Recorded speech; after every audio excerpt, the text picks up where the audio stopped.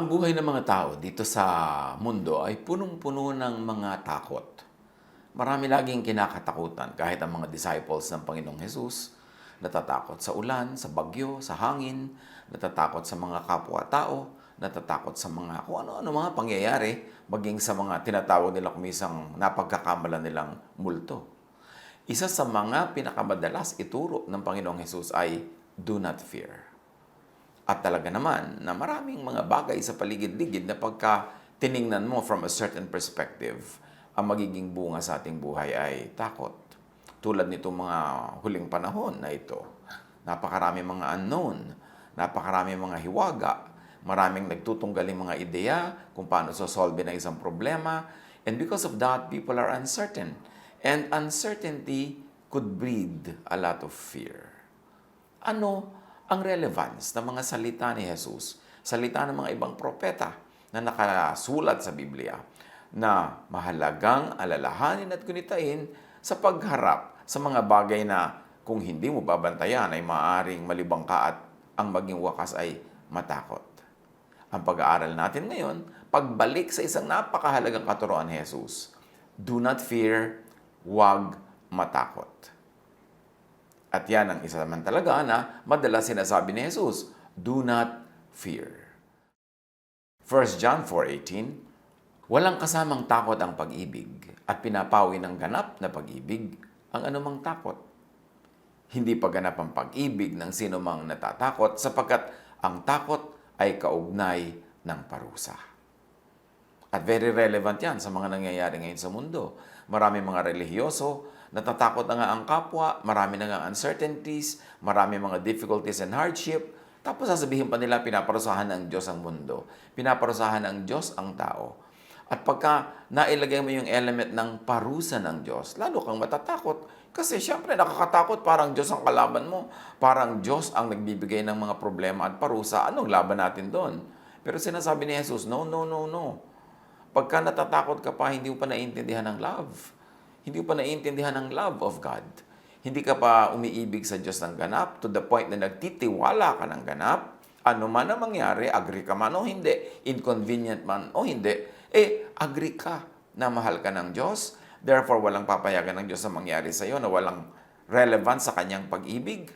Pag naging malinaw sa atin, natanggap natin, at nabuhay tayo sa katotohanan, mahal tayo ng Diyos, maraming takot ang mawawala sa buhay. Kaya ang lagi nating alalahanin, mahal tayo ng Diyos, hindi yun nagbabago at ang pag-ibig ng Diyos ang nag-ahari sa ating buhay kahit sa mga paraang hindi natin nauunawa, hindi natin naiintindihan. Kaya mahalaga yung faith, mahalaga yung pananalig. Psalm 91, 3-6, surely He will save you from the fowler's snare and from the deadly pestilence. So, dalawang panganib ang ina-address dito ng sumulat ng mga awit na ito. Na ililigtas tayo ng Diyos sa mga likha ng tao na mga panganib tulad ng mga bitag. At ganun din naman sa mga hindi mo malaman kung saan galing tulad ng mga pestilences, tulad ng mga salot na hindi mo malaman kung saan nagmumula. Maging ang mga scientists ay hindi lagi nag-agree kung saan ito nagmumula, anong gagawin dito. Pero iisa ang katotohanan na ang Diyos daw ililigtas tayo. Maraming paraan ng pagliligtas ang Diyos. Merong sinasagip ka talaga doon sa immediate threat. Meron naman na ang nangyayari, parang ginugupo sila ng threat hanggang sumakabilang buhay sila. Pero di ba ang ending din nun, babalik ka rin sa Diyos, sasagipin ka rin ng Diyos, sa Kanya ka rin pupunta. Pag nilawakan natin ang ating pananaw, na ang kaligtasan sa problema ay maaring immediate na pag-extract sa iyo ng Diyos mula sa problema o yung problema ay parang sa biglang tingin ay nagwagi, nabawian ka ng buhay, pero ang ending, di ba, babalik ka rin sa Panginoon. Hindi natin laging gustong yun ang mangyari. Kasi ang gusto natin na ending ay yung gumaling ka bigla at humaba pa ang iyong buhay. Pero kahit ano naman ang ihaba ng buhay na ito, ang ending pa rin ay babalik pa rin tayo sa Panginoon. Sa pagpapatuloy ng Psalm 91, 3-6, He will cover you with His feathers, and under His wings you will find refuge. His faithfulness will be your shield and rampart. Itinulad ang Diyos sa isang agila o sa isang inang manok o sa isang ibon na nililimliman niya, nilulukuban niya ng kanyang pakpak ng kanyang mga balahibo ang kanyang mga anak para mga ito ay huwag mabasa, huwag maginaw, huwag na matakot sa hangin, at huwag madagit ng kalaban. Ito ang inihahalin tulad nitong psalm sa pag-ibig ng Diyos. Tayo daw kanyang lulukuban, ipagtatanggol, ipoprotect. You will not fear the terror of night, nor the arrow that flies by day, nor the pestilence that stalks in the darkness, nor the plague that destroys at midday. So 24/7, anumang oras, anumang uri ng panganib, hindi daw tayo mabubuhay sa takot kung aalalahanin natin ang pag-ibig ng Diyos, ang proteksyon ng Diyos, at ang kanyang walang hanggang mabuting kalooban para sa atin. Kahit sa biglang tingin, hindi tayo agree na mabuti ang nangyayari sa ating buhay. Pero alam niya ng Diyos, and when God allows it, ang kailangang umandar sa ating buhay, pagtitiwala. Na huwag tayong bibitaw. Mas malakas ang hangin, mas kumapit tayo sa Diyos. Mas madilim, mas kumapit tayo sa Kanya. Mas hindi natin nauunawaan na nangyayari, mas humihirap, mas lalo tayong kumapit sa Kanya. Yun ang sagot sa fear. At ano pang lagi nating matututunan mula sa Biblia? Do not fear what is not immediately before you. Kanina, just do not fear. Pero ngayon, dinadagdagan natin, kina-qualify natin. Yung hindi nandyan na mismo sa iyong harapan at nangyayari na talaga, huwag mong katakutan. Kasi madalas, imagination lang. At maraming nai-imagine, hindi naman yun ang natutupad sa tunay na buhay. Do not fear na agad what is only still or just in the realm of thought. Gaano kalaking porsyento ng mga kinakatakutan natin nasa guni-guni, nasa isip lang.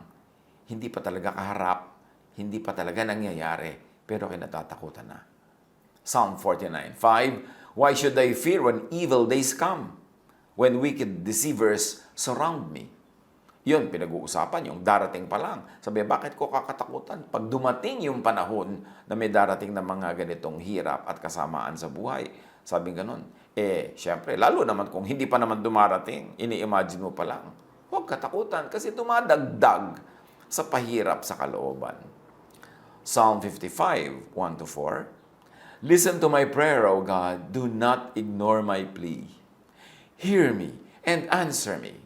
My thoughts trouble me and I am distraught because of what my enemy is saying, because of the threats of the wicked. So ano daw nagpapahirap sa kanya? Thoughts. My thoughts trouble me. At madalas talaga yan ang nagpapahirap sa atin. Hindi naman yung tunay na nangyayari, kundi iniisip natin pwedeng mangyari, yung ini-imagine natin, yung ating mga kinakatakutan. Sabi niya, my enemy is saying many things. That's why I am distraught. I am full of fear because of the threats of the wicked. At sino yung maituturing sa maraming panahon na enemy, saying things that distraught? Yung mga mahilig magbalita ng very bad news, mahilig magkalat ng sad news, mahilig manakot, mahilig magbigay ng mga duda, mahilig na maglagay sa puso natin ng mga pangamba, yun ang enemy.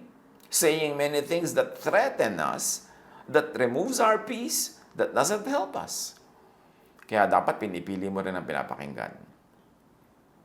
Marami ngayon, ang paborito nilang contest, magpagalingan sa dami ng ibinabalitang sad news. Paramihan ang nalalaman ng mga napahamak, mga nagkasakit, mga naganito, nagkaganyan. Dapat hindi ganun. Kasi pag bumubuka ang ating bibig, lalo sa mga panahon na marami nang mga pinoproblema ang tao, yun ang mga nakakapagpalakas ng loob, yun ang mga nakakapagpasaya, nakakalibang. Kasi kailangan din natin kahit man lamang entertainment na lang, away from such thoughts na nakakadistraught, nakakapagpahirap, nakakatakot. At sa pagpapatuloy ng ating binabasa sa Psalm 55:1-4, for they bring down suffering on me, my heart is in anguish within me, the terrors of death have fallen on me. So ang lahat ng yan, nasa isip, iniisip. Bihirang-bihira, konting-konti yung talagang kaharap mo at nagaganap. So better, do not think of it. Thoughts are prayers, wishes that mostly come true. Huwag isipin ang kinakatakutan kasi pag iniisip mo, parang mo na ring hinahangad na maganap kahit hindi mo alam na hinahangad mo. Pag iniisip mo, prayer yun. Pag sinasabi ng bibig mo, Prayer yon. So huwag mong pag-isipan at pag-usapan, huwag laging sabihin ng mga bagay na ayaw mong maganap. Job 3:25, ang kinakatakutan ko ang siyang nangyari sa akin at ang pinakaaayawan ko ang dumating sa akin. Si Job kasi ang yaman-yaman, ang saya-saya ng buhay. So, sinabi niya, ang kinakatakutan ko ang nangyari sa akin. So, kahit pala nangyayari yung mga magagandang bagay sa kanyang buhay noon, i-imagine din niya na baka mawala ang kanyang yaman, baka mawala ang mga mahal niya sa buhay, baka mawala ang kanyang kalusugan, at ayun nga ang naganap. Pag lagi mong iniisip, tandaan mo, nagiging prayer yon, nagiging wish yon, at nadidinig yon ng universe, at isasagot nga sa iyo, your wish is granted. Huwag mong laging isipin, huwag mong laging pag-usapan ang bagay na kinatatakutan mo o ayaw mong maganap. Kailangan disiplinahin natin ang ating isip. Matthew 21:22, sabi ni Jesus, ano mang hingin ninyo sa panalangin ay tatanggapin ninyo kung naniniwala kayo. O panalangin nga yung iniisip kahit hindi mo dugtungan ng amen, kahit hindi mo gawin at i-recite in the format of a prayer, pag iniisip mo at sinasabi mo, prayer na yun. Paano kung naniniwala ka doon sa iniisip mo? Naniniwala ka doon sa kinakatakutan mo? Naniniwala kang gano'n ang mga mangyayari nga sa'yo? Sabi ni Jesus, ano mang hingin ninyo sa panalangin ay tatanggapin ninyo kung naniniwala kayo. Baligtad naman ang isang naganap sa ministry ng Panginoong Jesus sa Mark 6:5. Napakaraming pinapagaling ni Jesus, pero sa kanyang bayan, napakakonti ng gumaling. Bakit? And because of their unbelief, he couldn't do any mighty miracles among them except to place his hands on a few sick people and heal them. Ito naman, baligtad. Merong unbelief. Ayaw nilang maniwala kay Jesus, therefore, hindi sila tinablan ng kapangyarihan para sila gumaling. Halos walang gumaling. Bakit? Ang pinaniniwalaan nila ito, fake siya, hindi siya makakapagpagaling, hindi ako gagaling. So, hindi nga sila naggalingan. Ikaw man at tumatanggap ng gamot, naniniwala ka, fake to, hindi ito tatalab. Bakit nga tatalab sa'yo? Yun ang iniisip mo. Ang iniisip at pinaniniwalaan nagaganap. Isang malaking hiwaga yan. Pero hindi na natin yan. Huhukayin ngayon yung hiwaga na yan. Sapat na sabihin natin kung ayaw mong maganap, huwag mong isipin. Huwag niyong pag-usapan. Yung gusto niyong maganap, ang lagi mong isipin at pag-usapan. At kung ikay laging hindi naniniwala, hindi ka nga tatablan, maski ng himala. Lalo pa, ng gamot lamang. Proverbs 4:26, give careful thought to the paths for your feet, and be steadfast in all your ways. Bantayan ang dadaanan ng paa. Pero yan ay isa lamang talinghaga. Bantayan ang pupuntahan ng isip. Kasi susunod ang katawan, susunod ang paa, susunod ang buhay. So kung anong gusto mong maganap, whatever is true, whatever is lovely, whatever is praiseworthy, think about such things. Diyan tayo pwedeng kumilos na we were created in God's image. There is a part of God that was given to us in creation. At isa yan siguro, napakadaming example na magpapatunay na ito nga yun na ang paniniwala natin is power. Ang faith natin is power. Ang words natin are power. So when you say these words, they happen. When you believe in this, it happens. Sabi ni Jesus, when you believe, you can turn this mountain into something that will jump into the sea. It will. Kasi naniniwala ka. Merong part of God in you na very powerful. And it gets operationalized by faith and by words. Think only of what you want to happen. Not what you do not want to happen. Pero pag inobserbahan natin ang buhay, baligtad na nangyayari araw-araw. Ang laging topic sa news, yung ayaw natin mangyari. Ang topic ng mga usapan, yung ayaw natin mangyari. Ang laging pinag-uusapan, yung negative, yung nakakatakot. Di yun nga nagaganap madalas. Kailangan ng disiplina ng isip. The real battleground is in the mind. Sabi, our battle is not against flesh and blood, but against principalities in the air. Against thoughts, against spirits in the mind. Kailangan kontrolin ang isip, ang puso. Kasi ang namumugad dyan na ideya, yun ang magaganap sa buhay. Psalm 51:10, Create in me a pure heart, O God, and renew a steadfast spirit within me. A pure heart, hindi lang yung pure in terms of religious morality, kundi pure in terms of God's love, trust in God, faith in God. At yun ang laging espiritong dapat ay mulit-muli binubuhay, pinapalakas sa ating damdamin, yung pananalig sa Diyos. Yung purity, ibig sabihin hindi tayo diluted by negative things, by evil thoughts, kundi by godly thoughts. Matthew 9:4, knowing their thoughts, Jesus said, why do you entertain evil thoughts in your hearts? And if we can extend the application, why do you entertain negative thoughts? Why do you entertain fear? Why do you entertain doubt? Yan ang papasukan ng mga bagay na hindi ka nais-nais sa inyong buhay when you open the doors of your heart and your mind to negative things. Matthew 9:28, pagpasok ni Jesus sa bahay, lumapit sa kanya mga bulag. Tinanong sila ni Jesus, naniniwala ba kayo na mapapagaling ko kayo? Opo, Panginoon, sagot nila. At sabi ni Jesus, according to your faith, it will be done to you. Kung naniniwala kayo 100%, gagaling kayo 100%. Naniniwala kayo 50%, gagaling kayo 50%. Hindi kayo naniniwala, 0 ang paggaling ninyo. Wala. According to your faith, it will be done to you. Yes, God is there. Yes, Jesus is there dispensing power. But you are the other half of the team. You have to believe in God. You have to believe in Jesus para yung power na yon magkatotoo sa iyong buhay. Nakita mo sa kanyang hometown, yung power niya, hindi sapat para pagalingin yung mga tao doon. Kasi dapat sang-ayon sila, dapat payag sila, dapat meron silang assent, dapat meron silang pagsang-ayon, meron silang pananalig. And without that, hindi ka naman bigla-biglang babaguhin o papagalingin ng Diyos na ayaw mo naman o hindi ka naman naniniwala. Kasi meron tayong free will. Ibinigay din niya yan as part of our being made in the image of God.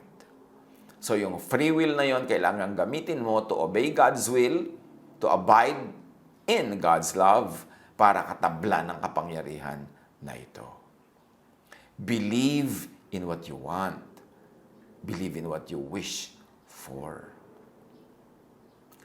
Psalm 27:3, though an army besiege me, my heart will not fear. Though war break out against me, even then I will be confident.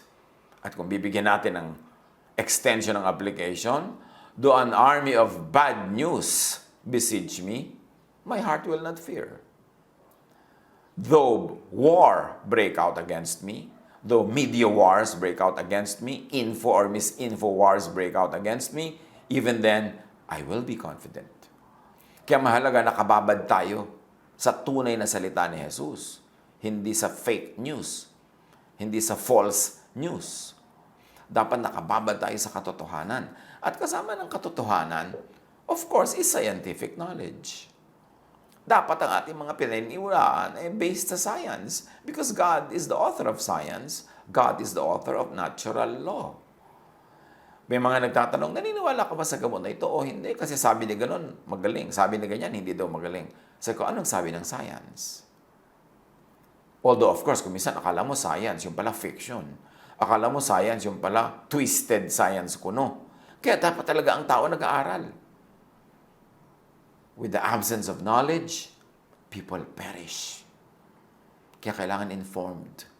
Hindi tayo naniniwala agad-agad sa chismis, sa mga patotoo nito, patotoo ni ganyan, na very, very subjective and personal lang. Kailangan may science. Mark 5:36, overhearing what they said, Jesus told him, don't be afraid, just believe. So kailangan naniniwala. Kailangan we surround ourselves with truth, with positive truth. Kasi may truth din naman na negative, yung nakakatakot, yung nakakapangamba. Pero bakit yan ang lagi mong titingnan? Bakit yan ang lagi mong pagtutuunan ng pansin, tititigan? Hindi yun ang magiging reality mo. Mark 9:23, if you can, said Jesus, Everything is possible for one who believes. Sabi nung nagpapagamot kasi sa kanya, if you can, please heal us. Sabi ni Jesus, if you can, if I can, of course I can. But the question is, do you believe? It is not enough that I can. Kumbaga sinasabi ni Jesus, I can, but do you believe? Because if you do not believe, I won't. Hindi ka tatablan ng kapangyarihan na ito kung di mo tatanggapin. Kailangan buksan mo ang iyong puso, ang iyong isip sa isang katotohanan para ito tumalab sa iyo. Sadly,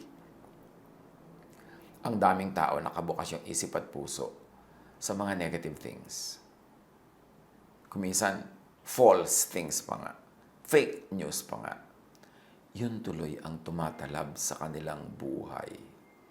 Ang nagiging bunga, takot, pangamba, nervyos, hopelessness, depression. Sunod-sunod yan. Magtutuloy-tuloy yan dyan pagka hindi natin inawat, hindi natin pinigil. Kaya kailangan, nagsisimula pa lamang na lumipad sa ibabaw ng ulo natin yung mga negative thoughts, tinataboy mo na. You cannot stop birds from flying over your head, sabi ni Luther. But you can stop them from nesting in your hair. Hindi napipigil na may lumipad na ibon sa ibabaw ng ulo mo. Pero dapat pigilan mo na magpugad yan sa iyong buhok. Kung may buhok. O magpugad yan sa iyong anit. Kasi siya na ang maghahari sa iyong buhay. Pamisa-misan may tumatawid sa isip natin na pangamba, nervyos. Pero tinataboy mo agad. Hindi mo na ina-entertain pa, pinapaupo, pinagkakape, pinu-foot massage mo. Nagtatagal tuloy at ayaw umalis. Paalisin agad. Ganyan din yung mga tao na dadating sa buhay mo through social media o through physical visit, which is rare now but can still happen. Darating sa buhay mo, ang daladala negative, itaboy mo agad. Kasi pag alis yan, ang naiwan sa'yo, takot, nervyos, duda. Gusto mo ba yun? John 11:40. Then Jesus said, did I not tell you that if you believe, you will see the glory of God? So again, pinakakadiin-diin ni Jesus, believe. Believe in what you want to happen. Believe in what God wants to give to you. Because belief makes things happen. Hindi nare-realize ng maraming tao. Merong napakalaking kapangyarihan na hawak sila. At ito ay belief. Ito ang laging inaagaw ng kaaway, yung belief. Imbes tumingin ka sa Diyos, pinapatingin ka niya sa kadiliman. Imbes tumitig ka kay Jesus, pinapatitig ka niya sa hangin, sa bagyo, sa alon. Kaya si Pedro lumubog sa tubig dahil una nakatitig siya kay Jesus, tapos biglang tumitig siya sa alon, tumitig siya sa hangin, tumitig siya sa nakakatakot, edi lumubog siya. Kanino tayo laging tumititig? Ano ang lagi natin pinag-uusapan? Ano ang lagi nating inuungkat-ungkat? Dapat yung gusto natin mangyari, yung magandang mangyari. Yun ang paniwalaan, yun ang pag-usapan, yun ang sabihin, yun ang nagiging prayer. At kung naniniwala ka sa prayer na yan at ipinagpe-pray mo, yun ang magiging reality mo. Matthew 8:13. At sinabi ni Jesus sa opisyal, umuwi ka na. Mangyayari ang hinihiling mo ayon sa iyong pananampalataya. Sa oras ding yun ay gumaling ang katulong ng kapitan. Yung kapitan lumapit kay Jesus. Inilapit niya ang kanyang katulong na may sakit. Sabi ni Jesus, well, umuwi ka na. Ayon sa pananampalataya mo, may mangyayari. At dahil nananampalataya yung kapitan, gumaling ang kanyang katulong. Mark 11:23. Tandaan nyo ito. Kung kayo'y nananampalataya sa Diyos at hindi kayo nag-aalinlangan, maaari ninyong sabihin sa bundok na ito, umalis ka riyan at tumalong ka sa dagat. At ito nga ang mangyayari. Siyempre, bago ka man magpatalo ng mga bundok-bundok dyan at maubos sa mga bulubundukin, isipin mo, ito isang talinghaga.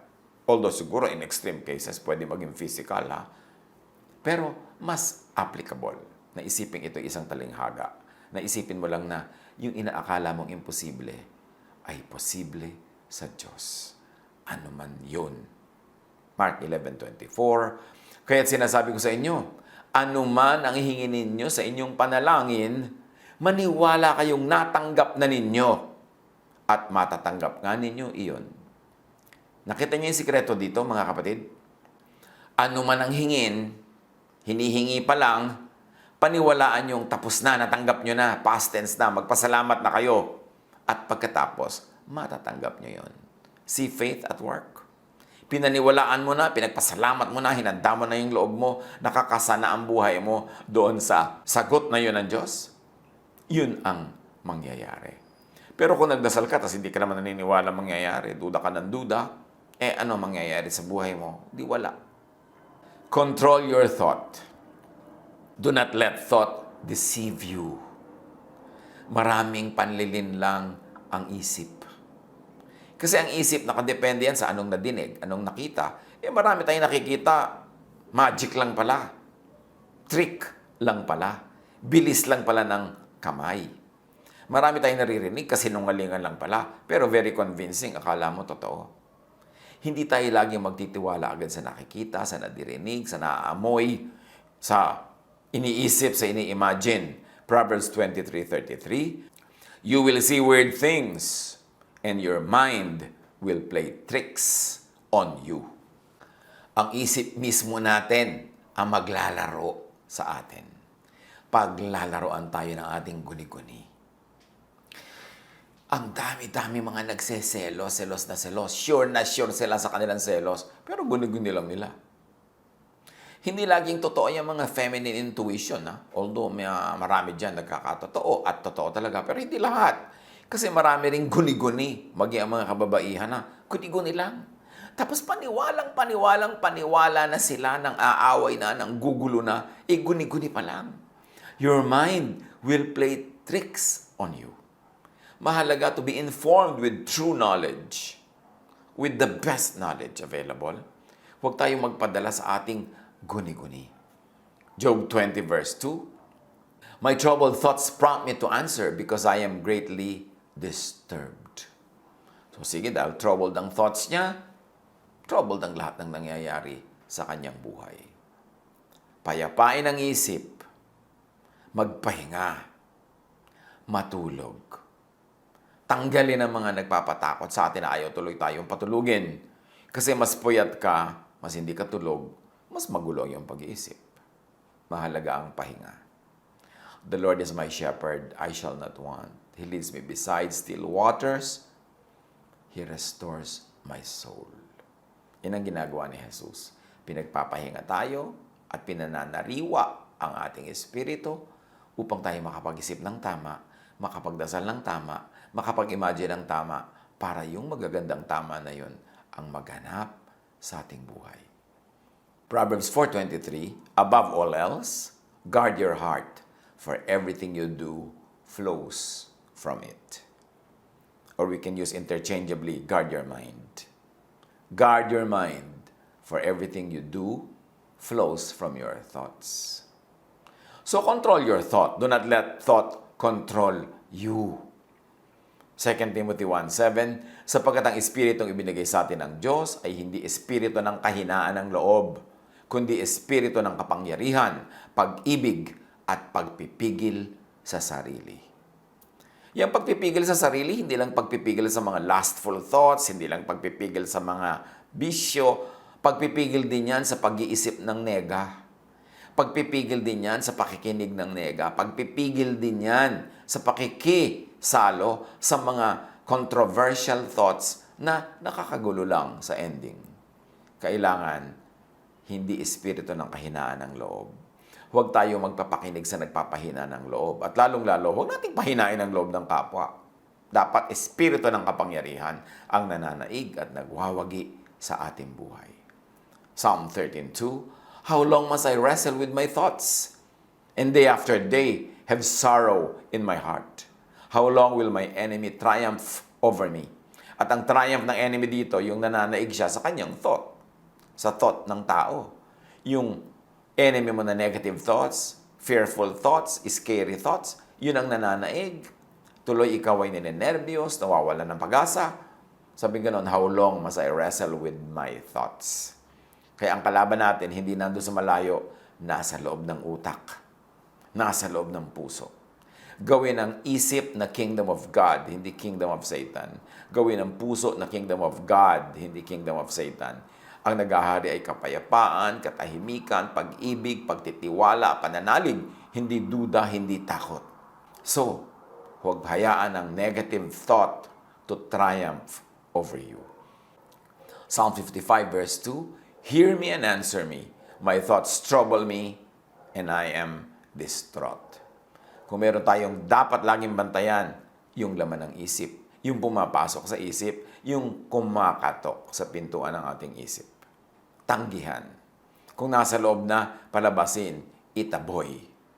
Huwag tayong pumayag ng ating isip ay maging trono ng nega. Control your thought. Do not let ungodly, negative thought shape your life. Huwag gawin na amo ang takot, na lahat ng ginagawa natin dahil sa takot. Lahat ng ginagawa natin dahil ninenervyos tayo kasi lalo lang tayo magkakamali-mali. Magkakabisa-bisala, magkakalito-lito. Sikapin na lagi makapag-isip ng malinaw. Proverbs 23:7, For as he thinks within himself, so he is. Kung paano ka mag-isip, yun ang buhay mo. Proverbs 4:23, Be careful how you think. Your life is shaped by your thoughts. And syempre, ang thoughts natin is shaped by what we hear, by what we see, what we touch, what we smell, what our senses perceive. So, pinipili ang pinagtutuunan ng ating mata, ng tingin, ng ating panlasa, ng ating pangamoy, ng ating pandinig. Psalm 139:23, Search me, God, and know my heart. Test me, and know my anxious thoughts. At paalisin, itaboy. Do not fear what is immediately before you, just tackle it. Sabi natin kanina, do not fear, and then do not fear what is not immediately before you. Ngayon, kahit nandyan na, nangyayari na, totoong-totoo na, huwag pa ring matakot. Tackle it. Solve it. Use godly wisdom. Use scientific knowledge. Use practical knowledge to solve whatever scares you. 1 Peter 3:13, Who is going to harm you if you are eager to do good? If you are eager to think positive, therefore to pray positive, positive things can and will happen in your life. Huwag magpadaan na tayo natataranta. Nawawalan tayo ng magandang desisyon. Payapain ang sarili. Think of what you have to be tools in solving your issues, and then tackle the issue with God's help. Equipped with knowledge, equipped with a sound mind, and with a strong faith. Psalm 37:3, Trust in the Lord and do good, dwell in the land, and enjoy safe pasture. Psalm 112:6-7, Surely the righteous will never be shaken. They will be remembered forever. They will have no fear of bad news. Their hearts are steadfast, trusting in the Lord. Pag meron tayong magagawa, pairali natin yung pananalig at gawin natin ang kaya natin gawin. Pero sa mga paminsan-minsan na wala tayong masyadong magawa, o wala talaga tayong magawa, lalo naman na pairali ng pananalig, pagtitiwala, at hayaang Diyos ang gumawa. Isipin kung ano pa rin yung positive, kung ano pa rin yung maganda, kung ano pa rin yung kanais-nais, at yun ang laging ipanalangin. If you can solve it, leave it as it is. Nature will solve it. Ang participation naman natin sa healing, participation natin sa problem solving, it has limits. It's only up to a point. Darating at darating yung puntong hanggang doon lang ang kaya natin gawin. Bibitaw na tayo dahil hindi na natin kayang may gawin pang dagdag at ipapaubaya na natin sa Diyos, sa kalikasan, sa creation, ang paglutas ng challenge. Philippians 4:7, At ang kapayapaan ng Diyos na hindi kayang maunawaan ng tao ang siyang mag-iingat sa inyong puso at pag-iisip dahil sa inyong pakikipag-isa kay Kristo Jesus. Kung dumating sa point na hindi tayo malakas, wala tayong lakas, wala tayong magawa, lalo naman na gawing partner si Jesus. And this time, magiging silent partner ka lang. Si Jesus ang lahat ng gagawa ng practical things. Ang Diyos ang kikilos, the laws of nature set by God will work, at ipaubaya sa Diyos, ipaubaya sa kamay ng Diyos ang mga mangyayari kung wala ka talagang magawa sa point na ito. Madalas naman meron tayong magagawa. Madalas naman meron tayong kasama at katulong at kapartner. Pero kung paminsan-minsang dumarating sa point na parang wala ka talaga magawa, wala kang kakayanan, wala kang kapangyarihan, wala kang resources, nandyan ang Diyos. Hindi yun naiiba. Sa Kanya pa rin umasa, sa Kanya tumawag. At saan man niya dalin ang takbo ng kwento, lalo't kung siya na ang mag-isang gumagawa at hindi na tayo nagpa-participate dahil wala tayong kapangyarihan sa oras na yon, kung saan man niya dalin ang ending ng kwento, magtiwala, manalig, at ipasa Diyos ang magiging bunga ng lahat ng nangyayari. Psalm 94:19. When anxiety was great within me, your consolation brought me joy. Yun ang gawin natin. May mga tao na kuminsan dumarating sa mahirap na sitwasyon. You are not in control of your environment. You are not in control even of your body. You are not in control of the situation. But God is in control. At yan ang pinakamahalagang maalala. Masarap syempre yung may control ka sa buhay mo. Yung nakakain mo gusto mong kainin, nakakahinga ka sa paraan na gusto mo, nakakakilos ka. Pero may mga point sa panahon na hindi laging ganun na nangyayari. Pero doon lalo magtiwala sa Diyos. Doon lalo pakilusin ang Diyos. At siya ang mag-isang gumawa without our participation at hindi naman pwede magkamali ang Diyos. Kahit pa nga ang pagdala niya sa atin, hindi yun ang gusto natin puntahan, hindi yun ang nasa isip natin, hindi yun ang ideal, pero ipagtiwala sa Diyos. Siya ang nakakaalam ng pinakamabuti para sa atin. So ano man ang mangyari, init at lamig, dilim at liwanag, hirap at ginhawa, magtiwala sa Diyos. At huwag matakot, huwag maging anxious, kasi wala namang napapala ang natatakot. Sabi ni Jesus sa Matthew 6:25-34, kaya't sinasabi ko sa inyo, huwag kayong mabalisa tungkol sa inyong kakainin at sa inyong iinumin upang kayo mabuhay o kaya tungkol sa susuotin ng inyong katawan. Hindi ba't ang buhay ay higit na mahalaga kaysa pagkain at ang katawan kaysa damit? Masdan ninyo ang mga ibon. Hindi sila nagtatanim ni umaaniman o kaya nagtitipon sa kamalig. Ngunit pinapakain sila ng inyong Ama na nasa langit. Hindi ba't higit kayong mahalaga kaysa mga ibon? Sino sa inyo ang makapagpapahaba ng kanyang buhay kahit ng isang oras sa pamamagitan ng kanyang pagkabalisa? At bakit kayo nababalisa tungkol sa pananamit? Isipin ninyo kung paano tumutubo ang mga bulaklak sa parang. Hindi sila nagtatrabaho ni gumagawa ng damit. Ngunit, sinasabi ko sa inyo, kahit si Solomon sa kanyang karangyaan ay hindi nakapagdamit ng singganda ng isa sa mga bulaklak na ito. Kung dinadamitan ng Diyos ang damo sa parang, nabuhay ngayon at kinabukasan ay iginagatong sa kalan, kayo pa kaya? Kay liit ng inyong pananampalataya sa Kanya. Kaya't huwag kayong mag-alala na baka kayo kapusin sa pagkain, inumin o damit. Hindi ba't ang mga hente lang nababahala tungkol sa mga bagay na ito? Alam na ng inyong Ama na nasa langit na kailangan ninyo ang lahat ng ito. Ngunit higit sa lahat ay bigyang halaga ninyo ang kaharian ng Diyos at ang pamumuhay ng ayon sa Kanyang kalooban. At ibibigay niya sa inyo ang lahat ng mga bagay na ito.